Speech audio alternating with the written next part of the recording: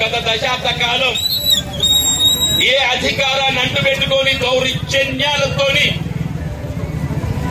సామాన్య ప్రజానికపై కాంగ్రెస్ పార్టీ కార్యకర్తలపై రాజకీయానికి పాల్పడ్డారు.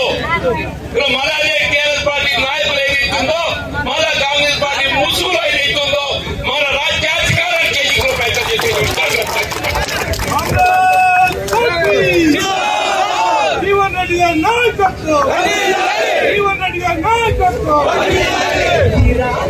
రాష్ట్రంలో కాంగ్రెస్ పార్టీ అధికారం ఇది కేవలం కాంగ్రెస్ పార్టీ కార్యకర్తల శ్రమ ఫలితం. కాంగ్రెస్ పార్టీ కార్యకర్తల శ్రమ 10 సంవత్సరాల శ్రమకు ప్రతిరూపం ఏదైతుందో ఇక్కడ రాష్ట్రంలో కాంగ్రెస్ ప్రభుత్వం ఏర్పడింది. ముఖ్యమంత్రి రేవంత్ రెడ్డి గారు ప్రభుత్వంతో కలిసి పనిచేయాలన్నారు. మేము కలిసి పనిచేస్తాం, ఎందుకంటే ప్రభుత్వం పటిష్టంగా ఉండాలి అని చెప్పి ఆలోచనతో వారు నియోజకవర్గ అభివృద్ధి కావాలని చెప్పి మేము ఆలోచించాం. నేను ఈరోజు జీవన్ రెడ్డి గారిని సూటి ఒకటే ప్రశ్నిస్తా ఉన్నాను. అసెంబ్లీ ఎలక్షన్లో మిమ్మల్ని మా నాయకులు ప్రజలు ఓడగొట్టిన తర్వాత మళ్లీ కాంగ్రెస్ పార్టీ మీకు ఎంపీ టికెట్ ఇచ్చినప్పుడు ఎంతమంది బీఆర్ఎస్ నాయకులను మీరు కండవ కప్పి చేర్చుకోలేదండి?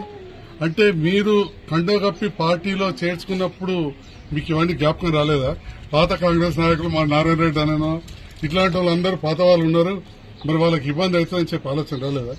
2 ఎంపీపీలను చేసుకున్నారు, మున్సిపల్ చైర్మన్ చేసుకున్నారు, దాదాపు 20 మంది పైన సర్పంచ్ మీకు వ్యతిరేకంగా పనిచేసి నాకు పనిచేసిన వాళ్ళని మీరు మీ ఎంపీ ఎలక్షన్ అప్పుడు చేసుకున్నారు, పిఎస్సిఎస్ చైర్మన్లను చేర్చుకున్నారు, డైరెక్టర్లను చేర్చుకున్నారు, ఎంతో మంది వివిధ కుల సంఘాల పెద్దలు చేసుకున్నారు. మరి అప్పుడు 2023 ఎలక్షన్లో నాకు పెద్ద ఎత్తున మద్దతు ఇచ్చిన నాయకులను మీరు ప్రభుత్వం వచ్చిందని చెప్పి మీకు అన్ని రకాల చూసుకుంటామని చెప్పి మీ ఎంపీ ఎలక్షన్లు అప్పుడు మీరు పార్టీలో జాయిన్ చేసుకోలేదా? అంటే మీరు చేసుకుంటే మీరు పార్టీలో జాయిన్ చేసుకుంటే ఒకటి, లేదా కొందరికి మరి ఇంకా మేము సభ్యత్వం తీసుకోలేదు కానీ ప్రభుత్వంతో మమ్మల్ని కలిసి పనిచేస్తే తప్పు అయిపోతుందా? ఇది నేను జీవన్ రెడ్డి గారు సూటిగా ప్రశ్నిస్తున్నా. ఎందుకంత అసహనం వ్యక్తం చేస్తున్నారు పెద్దలు?